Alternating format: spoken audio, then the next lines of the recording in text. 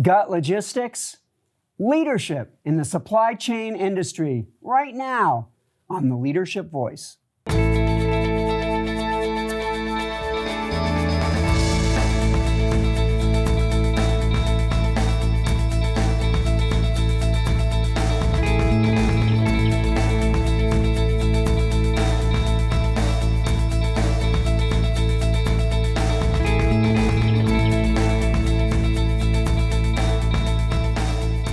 Welcome to the Leadership Voice. I'm your host, Jay Barbuto. Today's show is about leadership in the supply chain world. Joining us are Eric Goodman of Mountain View Services and Jim Ross of Velocity Truck Rental and Leasing. We also have a great leadership lesson being delivered by Professor Shadi Goodarzi. We have a lot to talk about, so let's get things started with our quote of the day. Today's quote comes from the Giles O'Malley Center for Leadership. Leaders win through logistics. Vision? Fine. Strategy? Of course. But when everything is on the line, success depends on things arriving at the right place at the right time. It's now time to introduce our first guest. Eric Goodman is President and CEO of Mountain View Services, a leading healthcare, supply, and distribution company.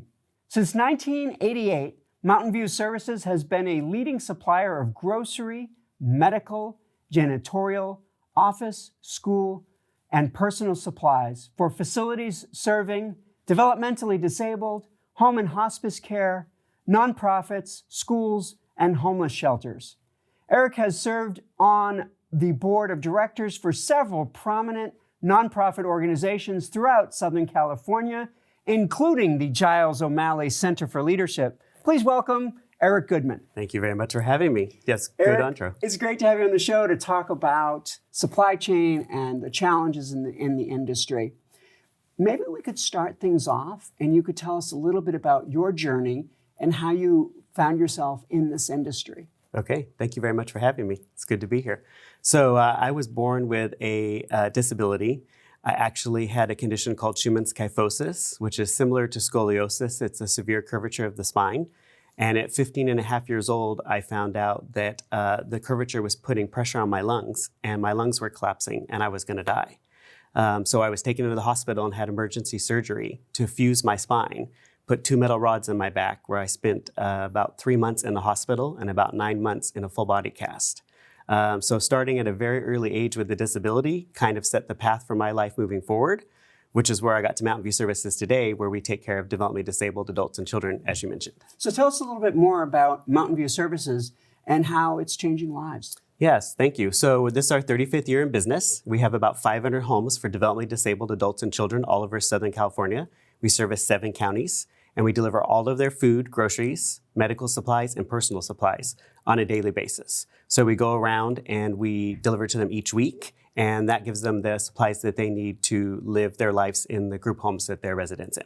And these facilities, is it common for them to order these things from many different suppliers, or is it typically more focused? Yes, if it wasn't ordering from us, they would have to order from multiple suppliers, a food supplier, a medical supplier, janitorial supplier, and so forth. So by getting it through us, then one truck comes once a week and delivers all of the items on a single truck. And that makes your organization a bit unique from maybe a lot of others. As far as I know, I believe we're the only company in the state of California, probably in the United States, that delivers food and medical supplies on the same truck. I know of many businesses that deliver food and medical supplies, but I've never seen them combine it on the same truck. So you're really one-stop shopping. That's correct. But it does mean that they're putting all of their supply chain eggs in one basket, and it's your basket. That's correct. So we have to be good at delivering. Okay, so how crucial is then supply chain management to your business? Yeah, very. Because a lot of the consumers that we supply products and services to, they have conditions that are life-threatening. So they require those items that we deliver, like specialty formulas and special pharmacy items that they need to survive. So for us, getting our supplies there is very important. They can't just go to Costco or go to Walmart and buy some of the things that we supply them. So what happens, or what are the risks to disruption? Yeah, big risk, because obviously, that would really be bad if they couldn't get something. We actually have a system in place where we receive the orders a week in advance, so that way we can make sure we can get everything that we need from our suppliers and get everything ready to go before we deliver it to the homes. Okay, but what are the risks? So what would happen if? Like, what are the things that can go wrong? Yeah, it would be an emergency situation where if they couldn't get the product, it could be life or death in some instances. I mean, some of the formulas that we carry are very specific to doctor's orders that are, like I said, things they can't just find in the general marketplace. So it would be really severe if we couldn't get that product and deliver it to them. So it's very important that we have everything we need so we can get it to them every week. And you've been at Mountain View Services for many years. Through the years, have there been times when supply chain has not been on your side? COVID was the worst. So COVID for us was obviously something none of us had ever experienced before. We had never dealt with a pandemic. We didn't know what to do. So we had to triage and figure out, okay, how are we going to get all this product in that we need and deliver it to the homes? As you saw nationally, people were shorted toilet paper and they were shorted food supplies. And obviously we couldn't short our clients in those homes those items. So we had to really, really, really work with our suppliers and all the different manufacturers across the country to make sure we had the product in stock that we needed so we could supply it to our homes. So what do you do moving forward now? And I know you alluded to some of this a moment ago when you started talking about some of your best practices.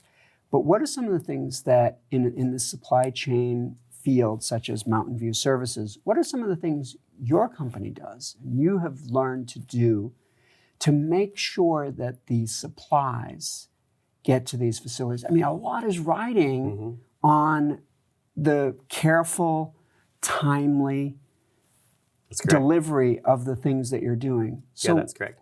I think the biggest thing for us is our partnerships. We've been in business for 35 years this year. This is my 29th year with the company. And as CEO of the company, I think the relationships that we've built, some of our partners we've had for all 35 years we've been in business. Our main medical supplier has been a 35-year partner. Our trucking company's been a 20-plus-year partner. So a lot of the partnerships I think we have is what really helps us because they know what we do, and those relationships help us get the product that we need. We also, this year after COVID, implemented a new ERP system so we could make sure that we could track things well in advance so we would have them set up to get them in stock. We do menus in-house, so we have dietary staff for our menus, so we know what we need to order. And then what we've been doing is we've been stocking excess for months at a time because of supply chain shortages where we haven't been able to get product from manufacturers. So we've been stocking that in our own distribution centers to make sure we have at least a month or more worth of stock. So if something like COVID did happen again, we wouldn't be short with shelves empty. We would have plenty of product in stock. Do you use quite a bit of technology or analytics? We have been now. Post-COVID, we've been using it a lot more than we were pre-COVID. That's why we got the new system in place and are tracking things much differently than we did before. Now we actually are seeing all of our manufacturer partners stock in all of their warehouses nationally so we can check every day and see what they have, and then we can determine what we have in our warehouse and adjust accordingly so we can bring it in early if we need to. Trying to forecast ahead of time instead of before, we would just wait till the week before and order what we needed. We can't do that anymore. So analytics and technology is helping us to manage our inventory. Made a huge difference. And in your industry, it's one thing to say, for example, if I were buying a car, I could say, yeah, the car won't be ready for another couple of weeks. That's great. But in your industry, that you don't have that grace period. Right. And some of the things we ran into recently is there's been some national shortages like you've seen on the news with baby diaper or formula. That affects us, obviously. So what we've had to do is we've had to find alternative sources for those products, find other partners or other manufacturers that have something similar that we can then try to have available. So if something is out of stock nationally, which has happened a lot post-COVID, in the 35 years we've been in business, we had never experienced manufacturers just completely being out of stock of something all across the whole world where we couldn't get it. So now we have other products available that we make sure the consumer is aware of that would be a substitution in case we can't get that main product that they need. And in your business, the products you're providing they're products that get used. Yes. And so they have to get reordered. That's they're correct. Consumables. And so any company that is in the consumables market related to supply chain, what kinds of things do they need to really pay close attention to make sure that they don't get themselves into potential... Something similar to us. Yeah, and our distribution is even worse than standard distribution. Not only is it consumable, but being food, we're dealing with refrigerated and frozen product, which becomes very difficult then because transporting it and storing it and dates and codes. So, I mean, we can bring in non-perishable items and stock them for months, but we can't bring in milk and hold on to it for months. We have to bring that in every day. So in those cases, as you mentioned, the technology is huge, so we can forecast and plan for that. And then also the partners like the trucking company and the distribution company, making sure that they have systems in place. So that way, when we do get notified of national shortages or outages or things are going to happen, then we can have time to react to that and get something else in place. Okay, well, this is a great starter to today's show, and I want to thank you for coming on. We're going to have you back here in just a few minutes when we have you and Jim Ross together for a panel discussion. Okay, sounds great. Thank you very much. It's now time for a featured segment of the Leadership Voice. It's today's Did You Know? Today's Did You Know comes from Gartner.com. In 2024, up to 50% of supply chain organizations will invest in applications that support artificial intelligence and advanced analytic capabilities. It's now time for today's Leadership Countdown. Today's countdown comes from Extensive. We bring you 8 supply chain challenges with which companies must contend. Number 8, inflation. Number 7, restructuring. Number 6, digital transformation. The number 5 supply chain challenge is changing consumer attitudes. Number 4, port congestion. Number 3, demand forecasting. Number 2, increasing freight prices. And the number 1 challenge in supply chain is material scarcity. Don't go anywhere. We have Jim Ross in the studio right after we learn how the Giles O'Malley Center for Leadership is bringing learning to work.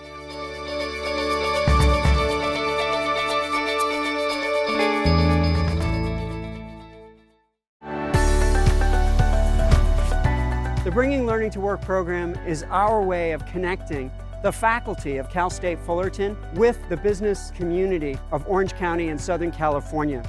We have over 72 training programs that are available via distance or face-to-face.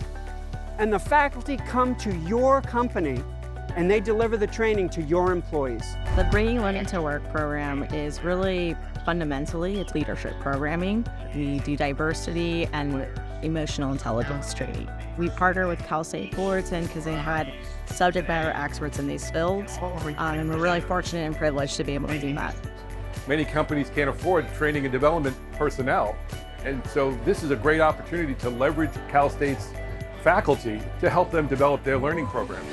The leadership of the center and the students allow me to not only bring leadership development to my company, but allow me to interact with some amazing students who have grit, potential, and just amazing futures in front of them, and I get to take part of that. It's a wonderful feeling.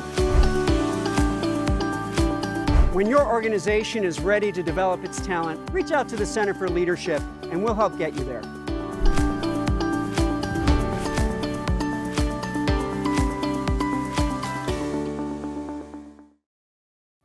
Welcome back to the Leadership Voice. Our next guest is Jim Ross.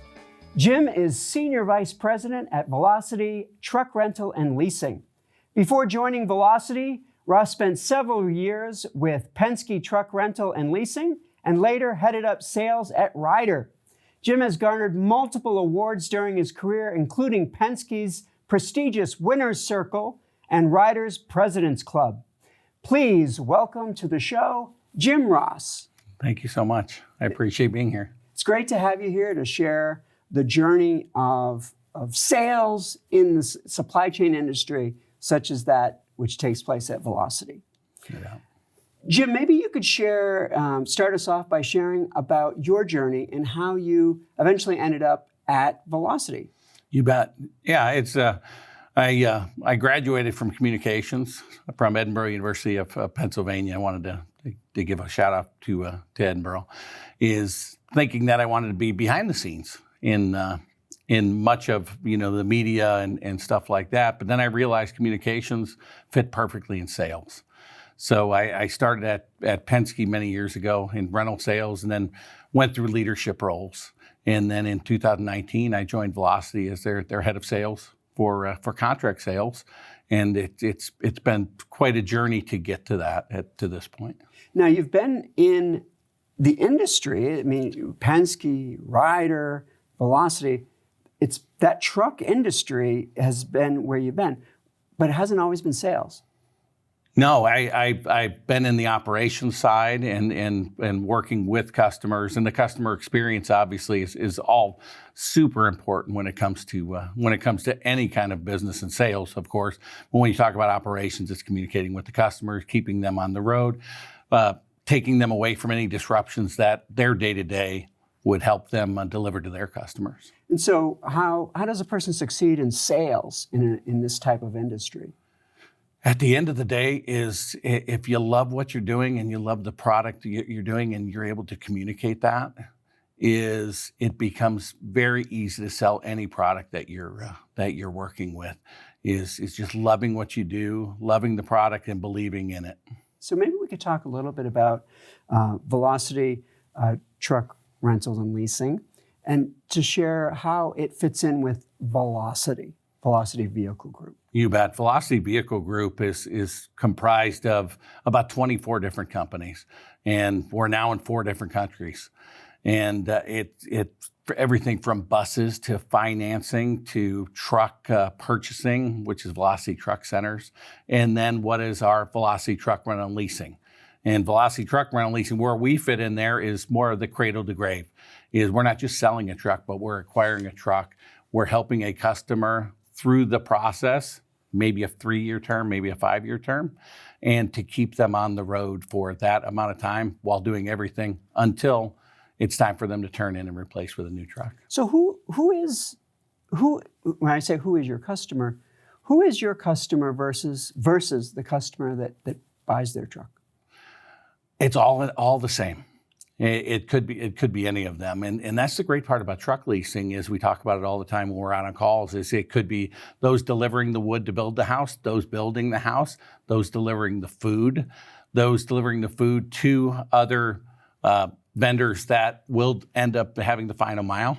Is everybody in between. So anybody that actually operates a vehicle that delivers a good or a product is part of our supply chain, if you will. So if I were in the supply chain and I needed the use of trucks, how do I decide, or what's the best way to know whether I should buy the truck or whether I should lease the truck? A wonderful question, and we do that. We do that quite often as far as consultation with our prospects and customers, as far as taking them through the financial piece.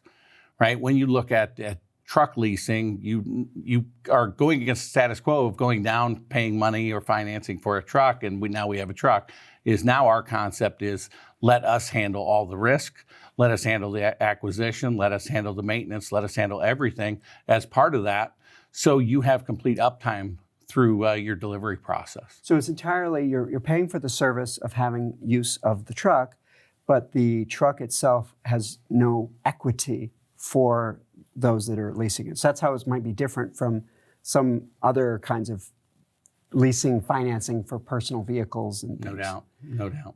So if we could talk about the role that supply chain plays in the trucking industry and how essential it is for us to be good at our jobs, to be able to keep the trucks moving. Yeah, when you look at a company like Velocity or anybody in the truck rental and leasing industry, is 100% uptime and it's a customer experience more than it is anything else. We talk about it we don't hear when things are going great, right? When you get from point A to point B. But we are the ones who navigate all the disruptions behind the scenes. When you talk about chips being behind in the supply chain or parts being behind, is we have to control that. And in truck rental and leasing we offer backup trucks when you need them. So if you have a truck that's down, maybe it needs a radiator, and you need that truck for the day, we provide a rental truck in its place. So we cover that disruption by having something as a backup to make sure that your customers are taken care of, or the end user is satisfied with their delivery.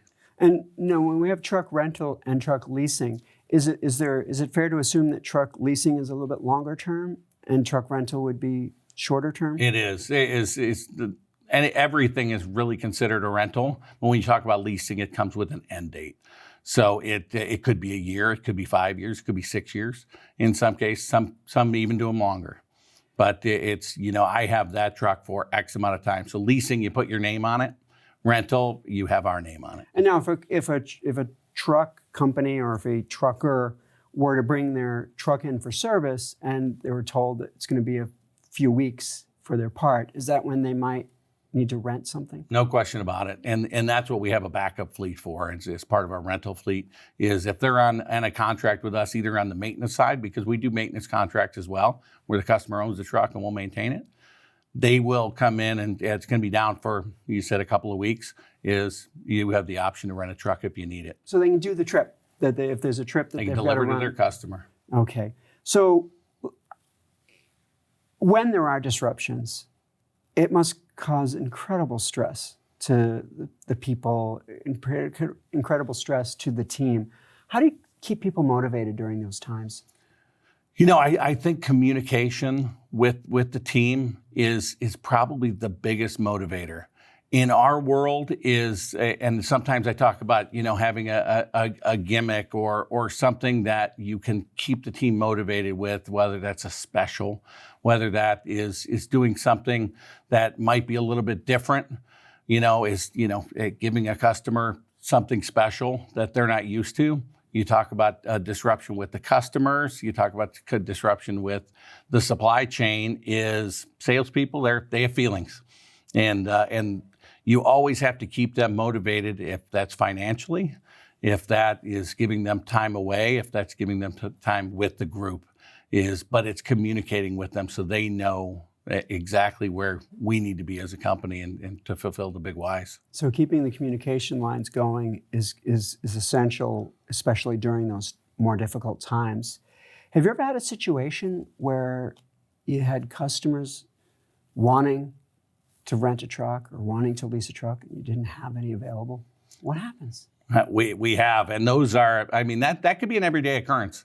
Supply and demand over the last 2.5, 3 years has been crazy, from having no trucks available to rent to having plenty of trucks available to rent. But in that case where there isn't a truck to rent, is maybe we have to go to the outside to help them. Maybe we have to go to one of our competitors. Maybe we have to come up with something that, is a little more creative. Is find them, if it's a smaller truck that, they could have at a cheaper cost. So, because they're going to pay more to make 2 deliveries instead of 1 possibly. But we have to be super creative when it comes to making sure we fulfill the need and the things that we say, in our contract, in what we say in our sales pitch. So what are some of the things you do or that Velocity does to make sure that there's inventory that's needed to be able to meet the demands of supply chain? It's a great question, and it's changed so much over the years. And as you lead teams and you lead companies, is you not only think about what's going to happen tomorrow, you have to start thinking strategically 6 months in advance. You have to think about what happens if there's a pandemic. What happens if we have a chip shortage or a part shortage? What are we going to do in those cases?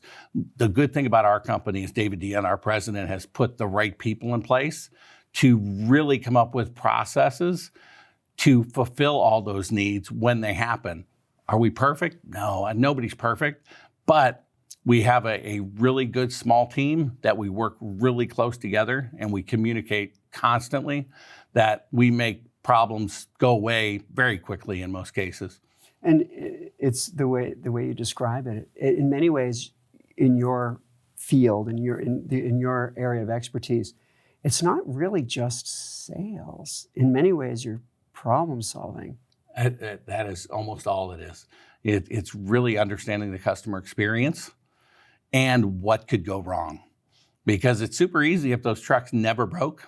is we probably wouldn't be in business if our trucks never broke or a truck never broke. It's a piece of machinery, and they do break.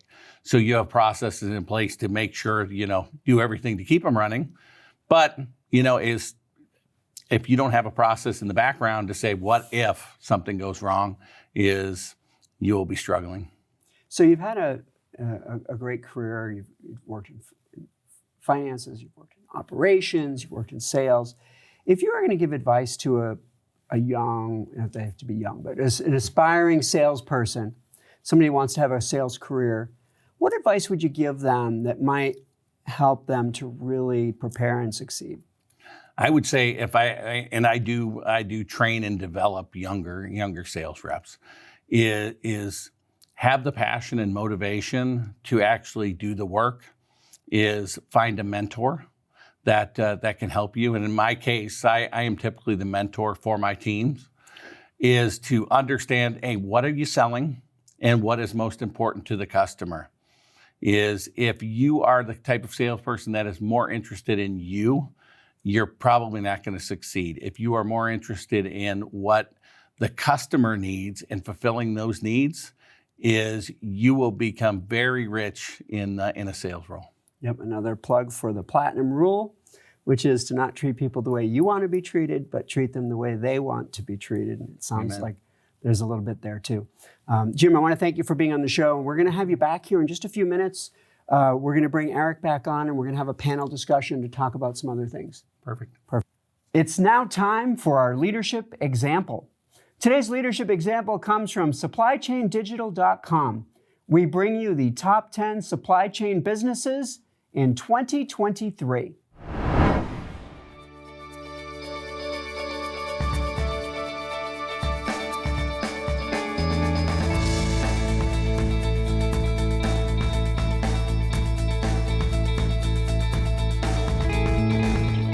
It's now time for today's leadership lesson. Today's leadership lesson will be delivered by Professor Shadi Goodarzi.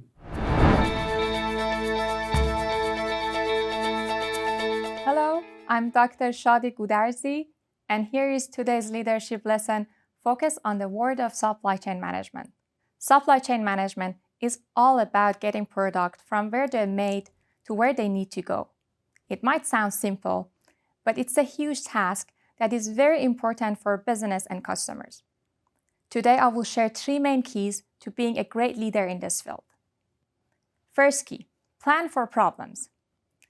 In supply chain management, things can go wrong. Trucks break down, storms hit, or factories might have to close for a while.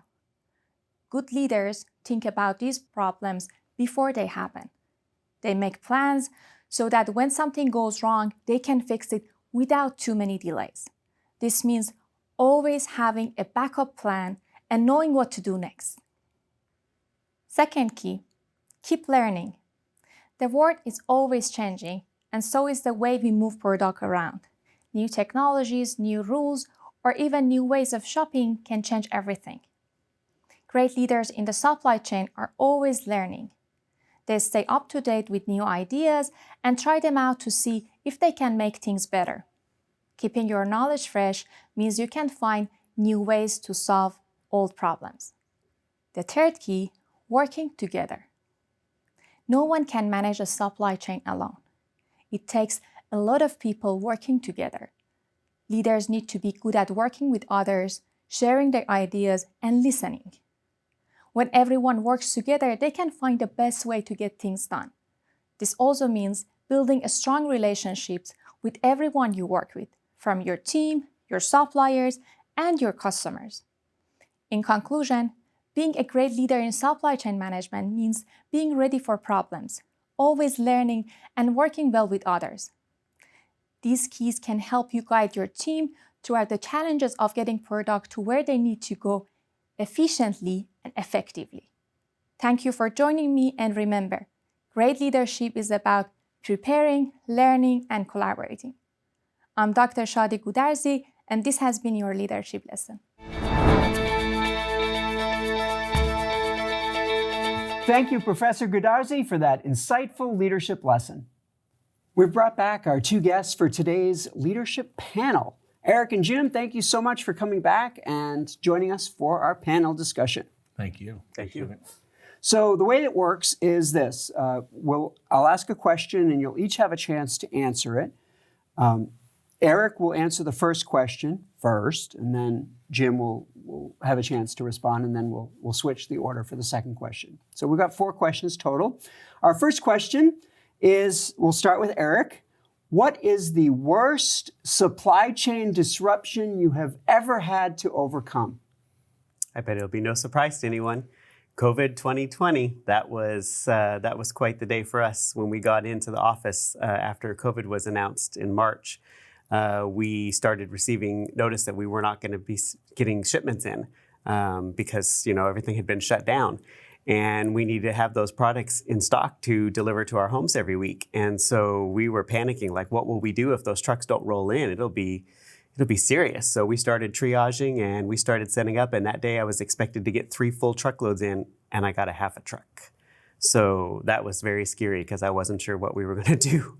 And what did you end up doing? Well, luckily only that first week that we had issues. And then after that, we were able to continue to get the trucks rolling and get everything in and put a game plan in place to get it set up. But that first week was very scary. I wasn't sure how we were going to make it through that because I was really concerned about the people we service and how were we going to get those food and medical supplies to them if those trucks didn't roll up to our building. And so helping you might have been the fact that you were designated Absolutely, as yes, essential. we were. And so that made a huge difference. And most of the suppliers we dealt with that know we care for developmentally disabled adults and children made a priority that they got those trucks to us. Okay, terrific. Now, Jim, you get to answer the same question. What is the worst supply chain disruption you have ever had to face? It was COVID as well, right? And you talk about Eric not getting shipments in, which means in our world is our customers don't need trucks in some cases, the non-essential ones or the ones delivering TVs or ones that, isn't the food stuff, is they don't need trucks. So what do? Right? You have to create something creative for them to be able to make it through. Remember, it was 2 weeks, 2 weeks for COVID, and then it turned into 2 months, and then it turned into a year, is you had to work with and make creative decisions to help customers keep their business alive. And in some cases, skip payments. In some cases, take it off insurance for a couple months. Be creative. And as a company, we were creative in a lot of cases. And the great news is we only had 2 customers that went out of business during of our entire portfolio, only 2. Well, that's great. That's great. We want 0, but of course, not as bad as it could have been. So our second question is going to be for Jim Ross, and you'll both have a chance to answer it. Jim, what are the keys to leadership in the supply chain industry? There are 100 keys, but I'll give you the real key in today's world. It's staying up on technology and making sure you're not stuck in my case, 1990 or 2000, because everything changes every day. And there's more data sets when it comes to leadership. And in the supply chain industry, if you're not up on everything that's going on in the industry, you will be left behind. So it's not only you understanding it, but as a leader, you need to make sure your team understands that and you communicate that to them through leadership development and also training. But it's making sure that everybody knows here is the issue and here's how we're going to solve it together. Eric, same question for you. What are the keys to leadership in the industry?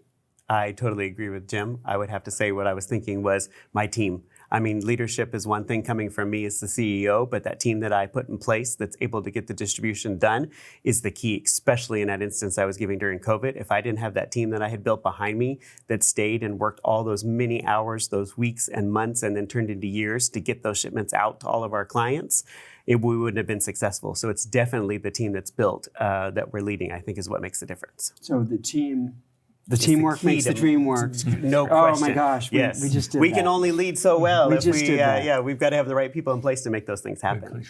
All right, so the next question, Eric's going to answer first. What advice would you give someone interested in a career in this industry? I think whether it's in this industry or in any industry, my advice would be when I'm mentoring someone is you have to have passion for what you do. Absolutely have to have passion for what you do. Otherwise, I don't think you'll be successful in whatever you do because in our instance, like mine, we're caring for the developmentally disabled that we're delivering to, but without Jim being able to supply us those trucks that we get from his company to supply to make those deliveries, we wouldn't be able to do it. So there's passion behind what I do to care for people. There's passion for what they do to be able to provide us those vehicles. So we both have the passion that's in it to care for people. Jim, same question for you. What advice would you give someone interested in this industry? Well, the supply chain industry is everything from, the truck to delivery to ships to trains to everything. So when you look at that is if you have a passion or an interest in any part of assisting the supply chain is you can go to college for that. You can be in trade school. You can learn how to either to fix stuff or to keep things rolling. And I would say it doesn't mean you have to go to college. It doesn't mean you have to go to trade school. You can go to both or you can go to neither, and you can fit in somewhere in the supply chain. And so what advice would you give them then? Find something fun. Find something that you're going to enjoy as a career. Is make it, don't make it a job, but make it a career that you can go to and be happy at every day. So find something you enjoy and know that in this industry, there's a lot of different areas that you could be positioned. So there's lots of potential things that some might really enjoy. No doubt. Terrific. So it's now time for our last question. It's time for the final word.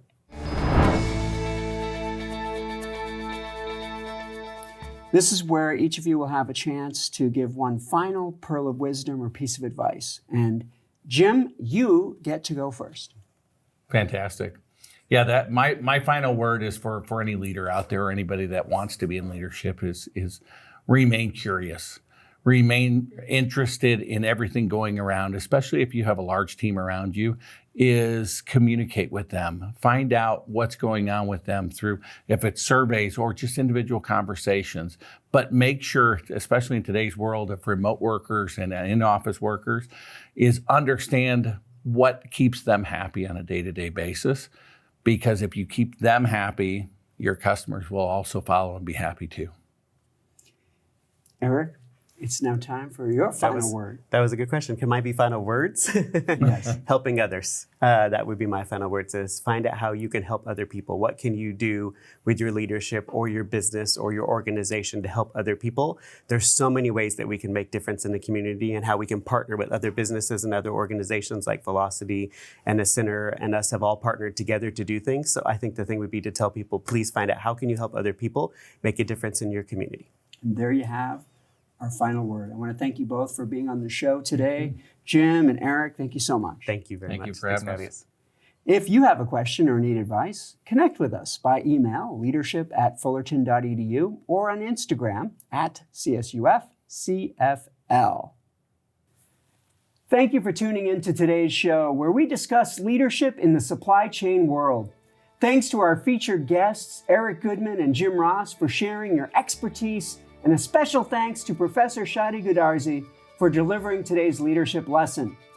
Join us each episode of The Leadership Voice, where business executives can learn from experts in the field. I'm Jay Barbuto, here at the Giles O'Malley Center for Leadership at Cal State Fullerton, and we'll see you next time, right here on The Leadership Voice.